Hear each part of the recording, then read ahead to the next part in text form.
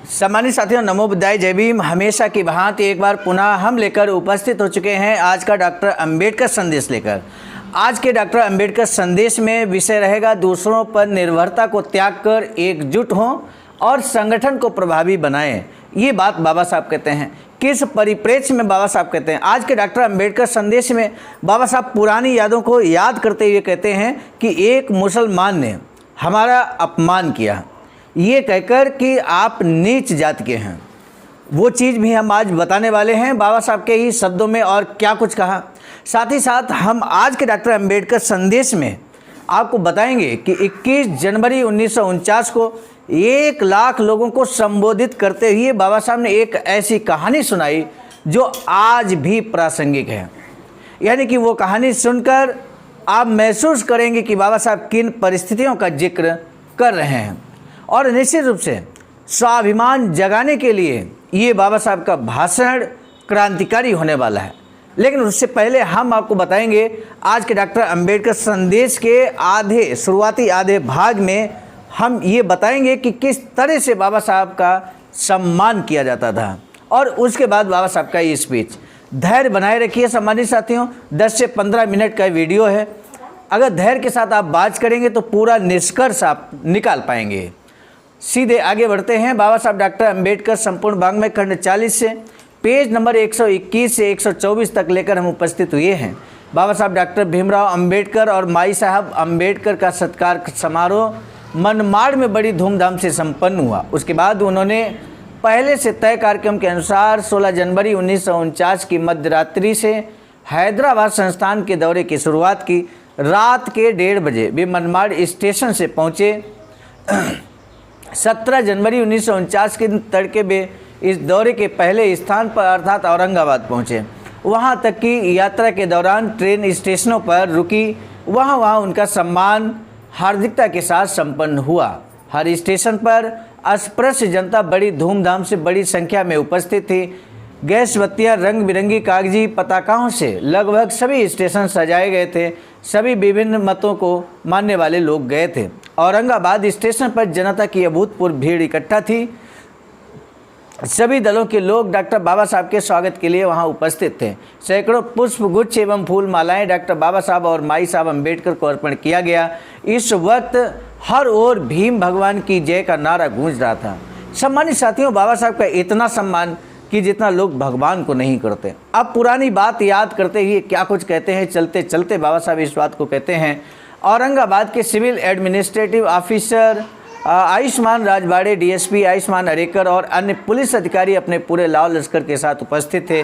Police का guard of honour यानी सम्मान के साथ अभिवादन स्वीकार कर डॉक्टर बाबा साहब अम्बेडकर अपने सभी दोस्तों के साथ आयुष्मान लश्कर की गाड़ी में बैठ गए और औरंगाबाद में स्थापित किए जा रहे सिद्धार्थ कॉलेज की जगह का मुआयना करने चले गए। कॉलेज के लिए तय की गई जगह देखने के बाद औरंगाबाद शहर के प्रसिद्ध ऐतिहासिक स्थल भी बाबा उन्होंने देखा। पंचक्की देखते हुए डॉक्टर बाबा साहब को 10-11 साल पुरानी एक बात याद आ गई।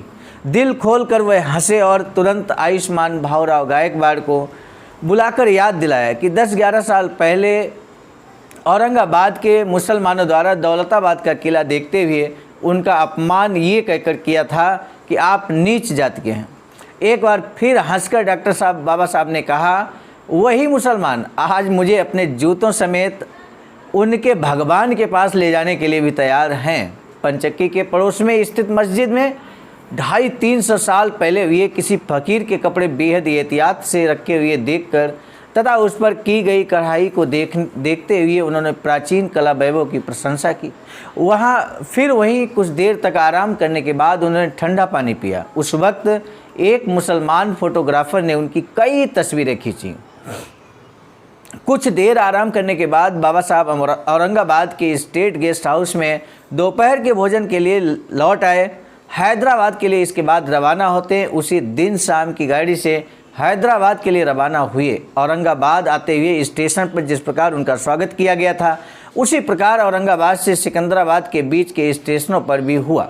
डॉक्टर बाबा साहब अम्बेडकर हैदराबाद आ रहे थे। इस बात की खबर हैदराबाद दलित फेडरेशन के कार्यकर्ताओं ने वहां की दलित जनता को 4-5 दिन पहले ही बता दी थी। तभी से बाबा साहब के आने का इंतजार हर स्टेशन पर अस्पृश्य जनता द्वारा किया जा रहा था। 18 जनवरी 1949 को तड़के ही नांदेड़ स्टेशन पर गाड़ी पहुंची। उस वक्त बाबा साहब सोए हुए थे। उन्हें जगाकर तकलीफ न देने के उद्देश्य से हैदराबाद संस्थान शेड्यूल कास्ट फेडरेशन के सचिव श्री मनोहर ने सभी लोगों से विनम्र अनुरोध करते हुए लौटकर आते वक्त उन्होंने बाबा साहब के दर्शनों का लाभ कराने का आश्वासन दिया। दिनांक 20 जनवरी 1949 के दिन औरंगाबाद लौटते हुए गाड़ी उसी नांदेड़ स्टेशन पर जब पहुंची तब भी रात का ही समय था। पता चला कि वहां दिनांक 18 जनवरी 1949 को आई एक्सप्रेस जनता 21 जनवरी 1949 तक वहीं जमकर बैठी थी। खाली पेट खुले में ठंड हवा सहते हुए सभी लोग बाबा साहब के दर्शनों के लिए वहां 4 दिनों से रुके हुए थे। 21 जनवरी 1949 को तड़के ही गाड़ी ने औरंगाबाद स्टेशन में प्रवेश किया। एक बार फिर माहौल जयघोष की ध्वनि से फूल मालाओं से लद गया। गार्ड ऑफ का कार्यक्रम हुआ। हैदराबाद के civil administrative officer Shri Pradhan, Aurangabad के CAO Shri Ayushman Rajwade, DSP Ayushman Oscar, साथ ही डॉक्टर बाबा साहब औरंगाबाद गेस्ट हाउस गए। वहां एक पार्टी हुई। पार्टी में स्टेट कांग्रेस के कार्यकर्ताओं द्वारा बाबा साहब को फूल मालाएं और पुष्प मालाएं पहनाई गईं। पूछा गया कि एक्सप्रेस जनता के लिए हम क्या करें। बाबा साहब ने सबको एक ही जवाब दिया कि आप सब लोग शाम के समय सभा स्थल पर आइए, वही आम जनता के सामने ही मैं आपको स्पर्शोद्धार का मार्ग बताऊंगा और दिखाऊंगा। शाम के 5:30 बजे मराठा विद्यालय देखने गए। इसी प्रकार अन्य संस्थाओं में जाकर वहां के लोगों से मिलकर डॉक्टर बाबा साहब ठीक समय पर सभा स्थल पर पहुंचे। 1 लाख की विराट सभा में बाबा साहब क्या कुछ बोलते हैं, अब हम सीधे लेकर चल रहे हैं बाबा साहब के उस स्पीच की तरफ जो निश्चित रूप से क्रांतिकारी है, अनुकरणीय है। सभा के पंडाल का वर्णन शब्दों में नहीं किया जा सकता। उस वक्त उस जगह को बहुत ही सुंदर ढंग से सजाया गया था। कुल 18 लाउड स्पीकर लगाए गए थे। इसी से सभा सम्मेलन जिन्होंने देखे हैं उन लोगों को इस बात का अंदाज़ा हो जाएगा कि यहाँ कितने लोग इकट्ठा हुए थे। 1 लाख से अधिक लोग वहाँ इकट्ठा हुए थे। औरंगाबाद स्टेट दलित फेडरेशन के सचिव आयुष्मान BS मौर्य ने शुरुआती भाषण दिया। हैदराबाद संस्थान में अस्पृश्य जनता पर हुए घोर अत्याचारों के बारे में उन्होंने अपने भाषण में बताया। उनके बाद Akhil Bharatiya schedule caste federation के उप सचिव आयुष्मान राजभोज ने फेडरेशन की नीति के बारे में और संगठन के बारे में जानकारी दी। उनके बाद आयुष्मान गायकवाड़ ने 5 से 10 मिनट के भाषण में वहां उपस्थित लोगों को अपने महान नेता का भाषण अत्यंत शांति से सुनने का अनुरोध किया। मातंग समाज के प्रमुख कार्यकर्ताओं ने मातंग जाति के लोगों को फेडरेशन में शामिल होने और अपना उत्कर्ष साध्य करने की सलाह दी। आयुष्मान मौर्य ने बताया कि हम सभी पतित जनता के सच्चे उद्धारक बाबा साहब अम्बेडकर ही हैं। उनके बाद डॉक्टर बाबा साहब ने कहा कि जब तक आप अपने मजबूत संगठन के बल पर अपनी ताकत दुनिया को दिखा नहीं देंगे तब तक आप पर इस तरह के अत्याचार होते रहेंगे।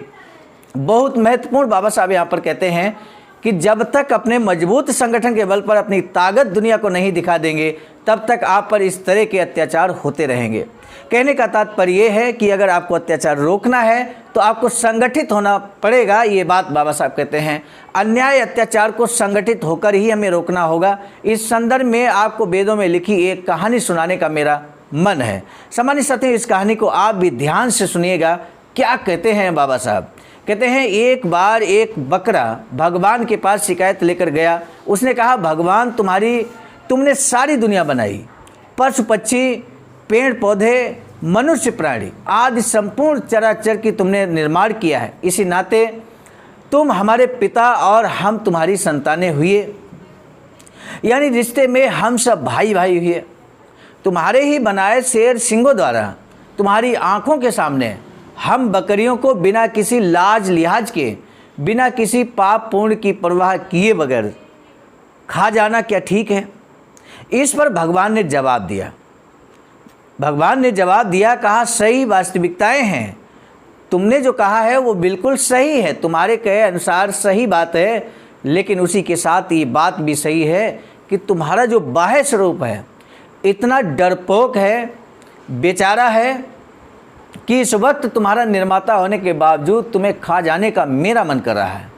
हमेशा इस प्रकार गर्दन को झुकाए रहने के बजाय गर्दन थोड़ी ऊंची करो, चौकन्ने दिखाई देने की कोशिश करो, रौबदार बनो। तुम पर हमला करने वाले का प्रतिकार करने की न्याय बुद्धि के साथ यथाशक्ति कोशिश करो और औरों पर निर्भर मत रहो। मुक्के का जवाब मुक्के से दो, फिर देखें तो सही कौन तुम्हें परेशान करेगा, कौन तुम्हें खाएगा। तो बाबा साहब ने ये जो कहानी सुनाई, निश्चित रूप से आप इसका निहितार्थ लगा चुके होंगे। सम्मानित साथियों, अगर आप चाहते हो कि आप मान सम्मान स्वाभिमान के साथ रहें, तो आपको स्वयं अपने अंदर सम्मान की भावना का अनुभव करना होगा। स्वयं ही आपको सम्मानित होने के लिए आपको जिस तरह से बाबा साहब एग्जाम्पल के माध्यम से समझा रहे हैं, वैसे आपको हर समय आपसे लटकाए रहेंगे, आप सीधे बने रहेंगे, तो निश्चित है लोग हमला करेंगे आप पर। आप अपने सम्मान के प्रति हमेशा सजग रहिए, संगठित रहिए, और जब इस तरह से आप रहेंगे तो कोई भी आप पर शोषण अत्याचार नहीं कर पाएगा। यही निहितार्थ आपने भी लगाया होगा। इसके अलावा बाबा साहब कहते हैं कि इस कहानी के अनुसार मैं आपसे कहता हूं कि आप लोग परावलंबी बनकर रहने की मानसिकता त्याग कर एकजुट बनो। परावलंबी का मतलब ये है कि दूसरे पर जो आप निर्भर हो, ये ठीक बात नहीं है। दूसरे पर निर्भर मत रहो, परावलंबी मत बनो, स्वावलंबी बनो, यानी कि स्वयं ही अपने आत्मसम्मान की रक्षा कीजिए। मानसिकता परावलंबी बनने की त्याग दो और एकजुट हो जाओ, संगठित हो जाओ, प्रभावी संगठन बनाकर रहो। ये बात बाबा साहब कहते हैं। जो लोग संगठन पर बिलीव नहीं करते, उनको ये भाषण जरूर बाबा साहब का पहुंचना चाहिए। वो जरूर इस भाषण को सुने, वो महसूस करेंगे कि बाबा साहब प्रभावी संगठन बनाने की बात कर रहे हैं। यूँ तो अस्पृश्य समाज या दलित समाज कहें या बहुजन समाज कहें, जिसके लगभग ऐसा माना जाता है कि लाखों की संख्या में संगठन है, लेकिन प्रभावी संगठन कितने हैं जो प्रभाव छोड़ सके समाज पर, सरकार पर, प्रशासन पर? तो प्रभावी संगठन बनाने की बात बाबा साहब कहते हैं। इस बात को हमें ध्यान देना है। कुछ कांग्रेस वाले आपके साथ ये कहकर धोखा करेंगे कि मैं कांग्रेस में चला गया हूं। आप ऐसे लोगों की बातों में न आए। मैं कांग्रेस में न कभी गया था न जाऊंगा। अगर कभी ऐसी नौबत आए तो मिलने वाले सभी सम्मान को लात मारकर मैं अपना ध्येय पूरा करूंगा।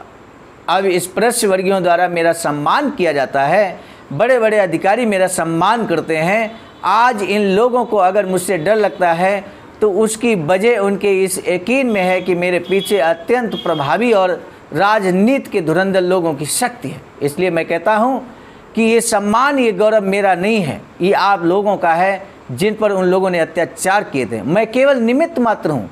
आप पर हुए और हो रहे अत्याचार की शिकायत मैं करूँगा और कोशिश भी करूँगा कि उसके जरिए क्या पाना है, क्या क्या पाना है। हमें आपको बस अपनी संस्था को एक रखते हुए मजबूती से संगठित रहना है। ये बात बाबा साहब 1 लाख लोगों की जनसभा में कहते हैं। सम्मानित साथियों, कैसा लगा बाबा साहब का ये भाषण जरूर बताइए कमेंट सेक्शन में। आज का पहला प्रश्न, बोधिसत्व बाबा साहब डॉक्टर भीमराव अंबेडकर ने अन्याय अत्याचार रोकने के लिए क्या उपाय बताया है?